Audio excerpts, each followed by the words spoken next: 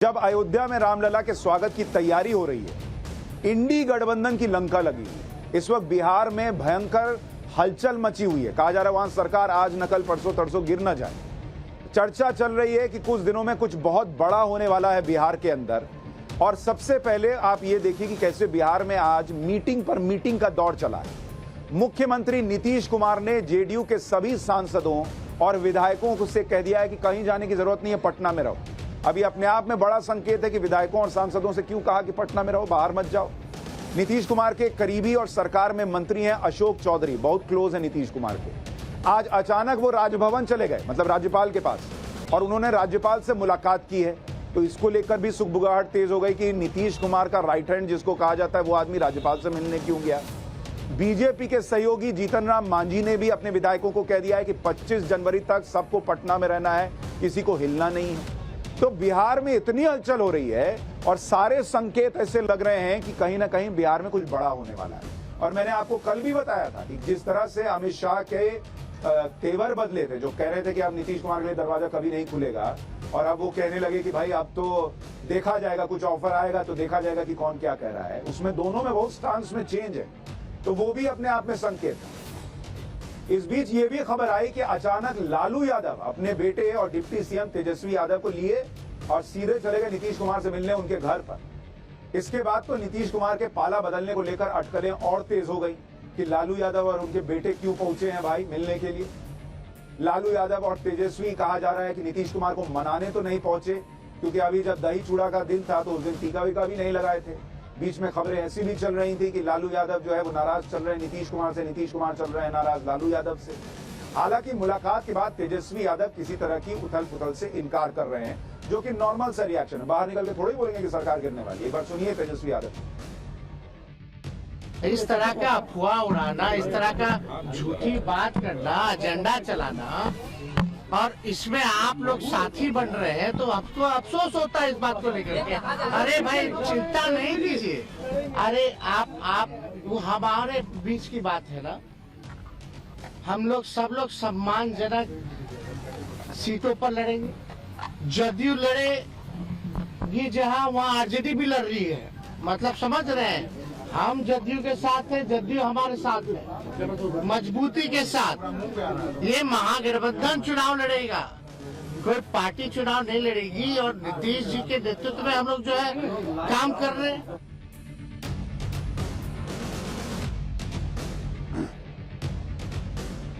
अब तेजस्वी यादव भले ही भरोसा दे रहे हैं कि सब कुछ ठीक है, लेकिन जो सियासत चल रही है उसे देखकर ऐसा लग नहीं रहा। पहले अमित शाह ने नीतीश कुमार के लिए दरवाजे खुले रहने के संकेत दिए। उस पर बिहार के मंत्री और जेडीयू नेता अशोक चौधरी ने कह दिया कि अमित शाह ने कभी ऐसा कहा ही नहीं था कि नीतीश कुमार के लिए दरवाजे बंद हो गए। जबकि मैंने आपको कल ही सुनाया था कि अमित शाह का बयान था कि अब कभी नीतीश कुमार की वापसी नहीं हो सकती। लेकिन नीतीश कुमार के राइट हैंड अब कहने लगे कि नहीं, अमित शाह ने तो ऐसा कभी नहीं कहा। यानी जेडीयू के नेता एक तरह से खुद मान रहे हैं कि अगर नीतीश कुमार एनडीए में चले जाएं तो हैरानी नहीं होनी चाहिए। सुनिए नीतीश कुमार के करीबी अशोक चौधरी क्या कह रहे हैं। पहले बोलते रहे कि दरवाजा बंद है, इसीलिए अपने हम कभी नहीं बोले दरवाजा बंद है। अमित शाह जी ने कभी नहीं कहा है कि दरवाजा। वो तो हमेशा बोलते हैं कोई प्रस्ताव आएगा, तो प्रस्ताव देगा कोई तब ना।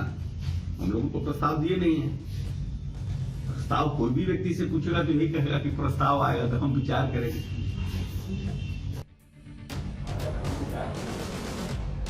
दरअसल नीतीश कुमार को लेकर बिहार में हलचल इसलिए भी तेज हो गई है, या कहूं कि और तेज हो गई है, कि अमित शाह ने जैसे ही ये संकेत दिए कि नीतीश कुमार के लिए दरवाजे बंद नहीं है, वैसे ही बिहार बीजेपी और उसके सहयोगी भी उसी लाइन में बोलने लगे। जैसे बिहार बीजेपी के सीनियर नेता हैं प्रेम कुमार, वो कह रहे हैं कि अगर हाईकमान सहमत होगा तो हम नीतीश जी का एनडीए में स्वागत करेंगे।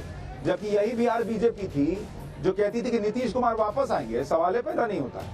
सुशील मोदी ने कहा कि आरजेडी जेडीयू में सब कुछ ठीक नहीं है। लालू और नीतीश की जो डील हुई थी, उस डील की कील अब नीतीश को चुभने लगी है। लेकिन वो नीतीश कुमार को जो है कोस नहीं रहे हैं। वो कह रहे हैं कि नीतीश कुमार को तकलीफ हो रही है। जीतन राम मांझी कह रहे हैं कि नीतीश कुमार तो पलटू राम रहे हैं, अगर एक बार और पलटी मारी जाएंगे तो उसमें क्या बड़ी बात हो जाएगी। अच्छा, ये भी बहुत दिलचस्प है कि नीतीश कुमार पर चल रही अटकलों के बीच आज ही बीजेपी ने अपनी बैठक भी बुला ली। पटना में बीजेपी विधायक दल की बैठक हुई है।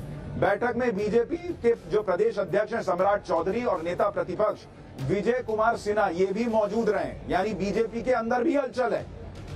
कोई विधायक बाहर नहीं जाएगा, कोई सांसद बाहर नहीं जाएगा। लालू नीतीश से मिल रहे हैं और सम्राट चौधरी क्या बोल रहे हैं अभी आगे बताऊंगा, अशोक चौधरी क्या बोल रहे हैं, तमाम तरह की बातें चल रही हैं।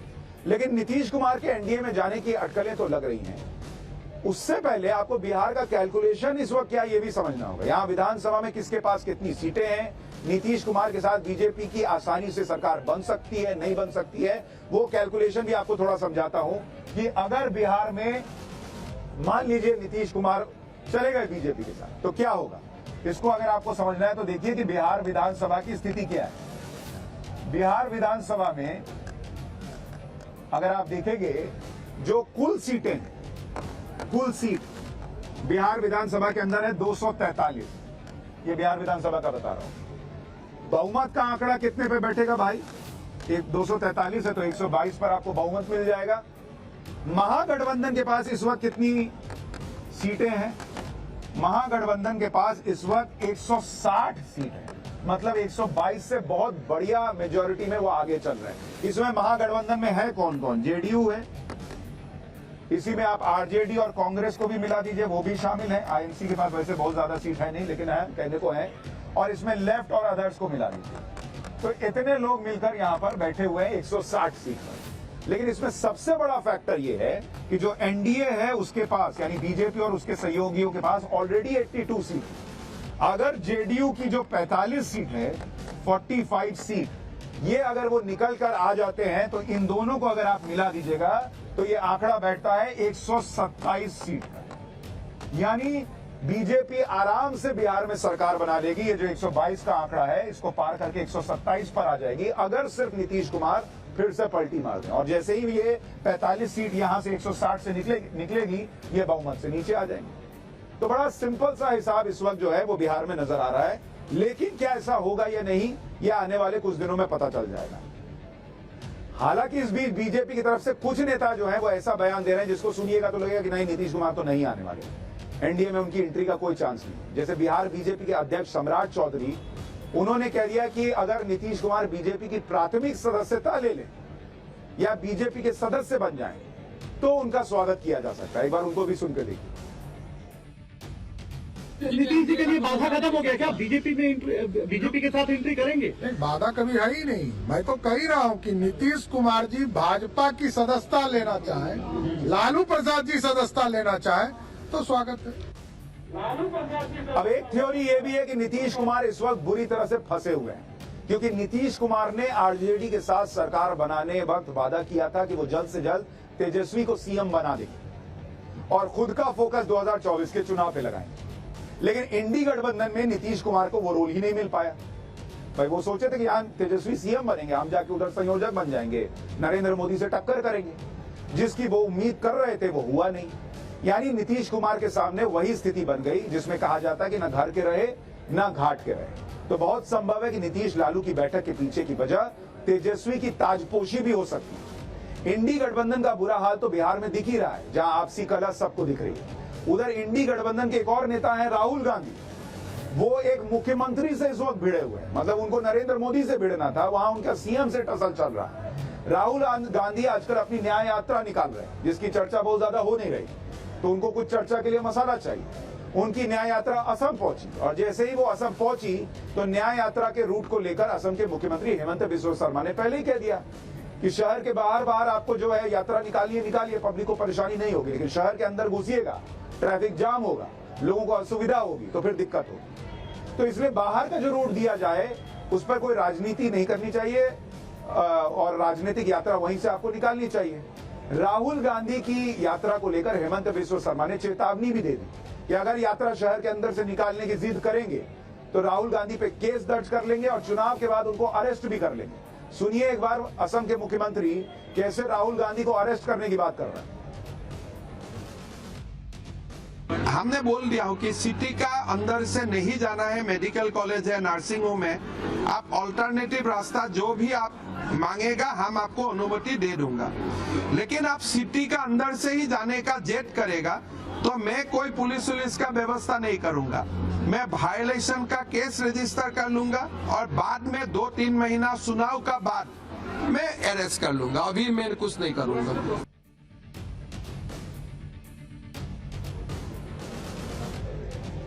उधर राहुल गांधी भी हेमंत बिस्व शर्मा पर पर्सनल अटैक करने लगे हैं।